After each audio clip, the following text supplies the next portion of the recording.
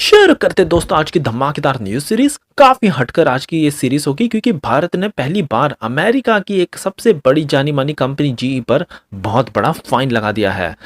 अब आपने देखा ही होगा कि भारत के इंजीनियर्स और साइंटिस्ट डॉक्टर्स इतना टैलेंट हमारा बाहर जाता है, लेकिन पाकिस्तान क्या कर रहा है? पाकिस्तान भेज रहा है अपने भिखारियों को। सऊदी अरेबिया में 4,000 पाकिस्तानी भिखारी पकड़े गए।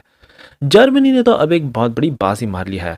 इन्होंने अब इजराइल का एक काफ़ी एडवांस सिस्टम है। इनफैक्ट बताया जाता है कि पूरे दुनिया में पहली बार इजराइल ही वो कंट्री जिसने ये बनाकर दिखाया है, और ये है काफ़ी advance trophy active protection system, और इन्होंने अपने टैंक में लगा दिया है। अब भारत के फ्यूचरिस्टिक LCA MK2 तेजस के लिए हमको टेलीस्कोपिक रिट्रैक्टेबल रिफ्यूलिंग सिस्टम ये सारा भारत में बनाया जाएगा, और इस पर टेंडर भी अब फ्लोट हो चुका है।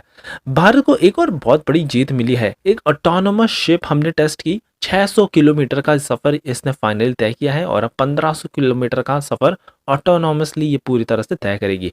और फाइनली जानेंगे कि कैसे भारत अब मैन्ड अनमैन्ड हेलीकॉप्टर्स पर फोकस कर रहा है। ये पूरी तरह से भारत में ही बनाए जाएंगे। सो काफी इंटरेस्टिंग आज की सीरीज होगी, इसलिए प्लीज आप एंड तक देखिएगा। साथ में अगर आप चैनल पर नए हैं तो प्लीज हमको सब्सक्राइब करना भी मत भूलिएगा, क्योंकि आप तक ऐसी मजेदार खबरें हम हर दिन लेकर आते हैं।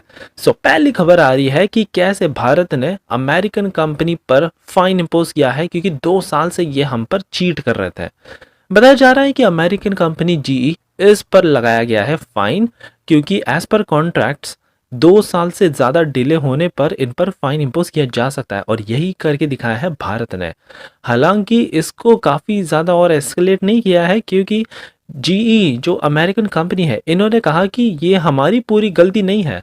दरअसल साउथ कोरिया से पार्ट आने थे इंजन मैन्युफैक्चर करने के लिए, लेकिन टेक्निकल रीजंस की वजह से ही, लैक ऑफ कंपोनेंट्स के चलते हम इंजन्स आपको टाइम पे सुनिश्चित डिलीवरी नहीं करा पाए, जिसके चलते ये काफी ज्यादा प्रॉब्लमेटिक सिचुएशन अब बन चुकी है। गौरतलब है कि एज पर कॉन्ट्रैक्ट्स फाइन तो इन पर लगना ही है।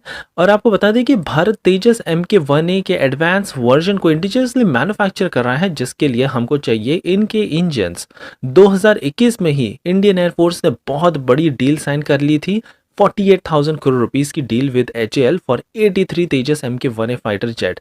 और यहाँ तब जाकर अमेरिकन कंपनी जी ने कहा था कि हम आपको मार्च 2023 से स्टार्ट कर देंगे सप्लाई करना, लेकिन अब तक ये कुछ भी नहीं कर पाए। अब देखने लायक होगा। काफी इंटरेस्टिंग ये केमिस्ट्री बन चुकी है, आगे क्या होगा। हमारी अगली खबर आ रही है सऊदी अरेबिया की तरफ से। पूरे दुनिया में वर्ल्ड की टॉप कंपनियों के CEO इंडियंस हैं। इंडियंस ने काफी नाम कमाया है, लेकिन वहीं दूसरी तरफ अगर हम पड़ोसी देशों की बात करें, पाकिस्तान की, तो यहाँ पर एक काफी शॉकिंग रिपोर्ट निकल कर आई है। 4,000 भिखारी सऊदी अरेबिया में पकड़े गए। ये सारे पाकिस्तानी ही थे। यहाँ पर सऊदी अरेबिया ने कहा कि सबसे पहले तो ये एक वीज़ा पर आता है, उम्रा वीज़ा और हज वीज़ा पर आ जाता है। थाउजेंड्स की संख्या में हमेशा पाकिस्तानी आते हैं, और जिसके चलते ये फिर अपना बिजनेस स्टार्ट करते हैं, असली वाला बिजनेस जो कि है भीख मांगना।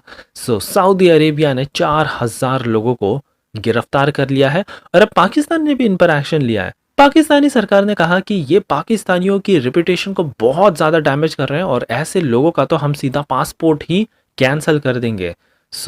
देखने लायक होगा कि पाकिस्तान क्या सच में ये करता है, और क्या और भी ऐसे पाकिस्तानी भिखारी दुनिया भर के बाकी के देशों में भी पकड़े जाएंगे। ये तो वक्त ही बताएगा। हमारी अगली खबर आ रही है जर्मन की तरफ से। जर्मनी के लेपर्ड 2 टैंक, इसको अब बहुत ही ज़्यादा एडवांस बना दिया गया है। इसराइल की एक बहुत ही कटिंग एज टेक्नोलॉजी है MBT, जो कि बेस्ट इन क्लास है, और इस सिस्टम का नाम है trophy active protection system, APS भी कहा जाता है।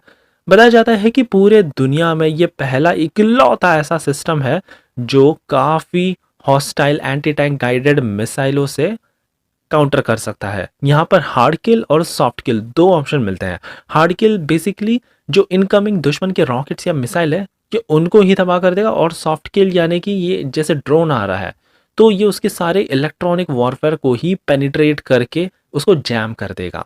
वाकई में ये काफ़ी ज़्यादा टैक्टिकल वेपन है। अब इससे भारत को क्या मिलेगा?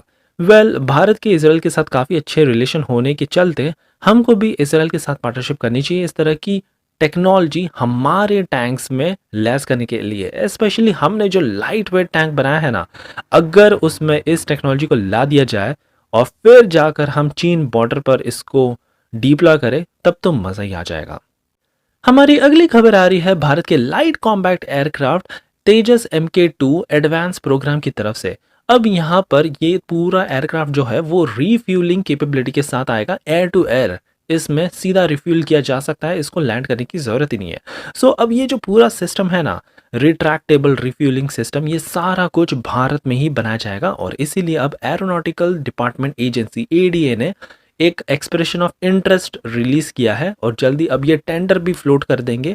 भारत की ऐसी केपेबल कंपनियों को ढूंढा जाएगा जो इस तरह के सिस्टम को डिजाइन डेवलप कर सकती है, और पूरी तरह से ये सिस्टम भारत में ही बनाया जाएगा और भारत के made in India light combat aircraft Tejas MK2 पर ये फिट कर दिया जाएगा। ये वैसे तो काफ़ी रॉकेट साइंस नहीं है, हमारी कंपनी ऑलरेडी काफ़ी केपेबल इनफ है इस तरह के सिस्टम को डिज़ाइन करने के लिए। बताया जा रहा है कि MK2 बहुत ही बड़ा, larger and more powerful successor है ऑफ हमारा प्रीवियस तेजस MK1 फाइटर जेट। आगे चलकर इस फाइटर जेट की भी डिमांड तेजी से बढ़ने वाली है, सो भारत को अपनी कमर कसनी पड़ेगी। बढ़ते हमारी अगली खबर की तरफ से, तो भारत की पहली ऑटोनमस शिप की तरफ से आ रही है जिसका नाम है मटांगी। हाल ही में इसने 600 किलोमीटर का सफर अपने आप तय करके एक रिकॉर्ड ही बना डाला है। भारत के लिए ये एक बहुत बड़ी जीत है। आगे चलकर यहाँ पर इंडियन नेवी ने कहा कि हम 1500 किलोमीटर की जर्नी को भी अब इससे तय करेंगे। मुंबई टू ट्यूटिकोरिन जो तमिलनाडु में है, ये पूरा डिस्टेंस हमारी ये मटांगी शिप ऑटोनमसली सरफेस बोट जो है ये तय करेगी। इसको पूरी तरह से भारत में ही इंडिजिनियसली डिजाइन किया गया है भारतीय कंपनी द्वारा। खास बात है कि ये भारत के ही नेविगेशन सिस्टम पर आधारित है और इसमें भारत अपना एक खुद का काफी advance collision avoidance system software use करता है। अब आपको बताता हूँ इसका कैसा यूज है। सबसे पहले तो सर्विलियंस के काम में ये बहुत ही ज्यादा कारगर होगी, स्पेशली मुंबई के कोस्ट लाइन में और हमारे जो काफी प्रेस्टिजियस प्राइम डेस्टिन लोकेशंस हैं, इन पर एक कड़ी निगरानी रखने के लिए ये एक मील का पत्थर साबित होगी। आगे चलकर इसमें एक घातक हथियार भी लगा दिया जाएगा जो कि दुश्मनों की ऑन द स्पॉट धज्जियां उड़ा सकता है। सो ये है हमारी नेवी में एक काफी रीसेंट एडिशन। फाइनली हमारी आखिरी खबर आ रही है भारत की HAL की तरफ से। दरअसल अब ये मैन्ड अनमैन्ड टीमिंग हेलीकॉप्टर्स का एक पूरा झुंड तैयार करना चाहते हैं for IMRH and DBMRH helicopters. बताया जा रहा है कि हमारे पास जो पुरानी एजिंग फ्लीट है Mi-17V हेलीकॉप्टर्स की, इसको पूरी तरह से अब भारत रिप्लेस कर देगा with deck based multi role helicopter और मैन अनमैन्ड टीमिंग हेलीकॉप्टर्स।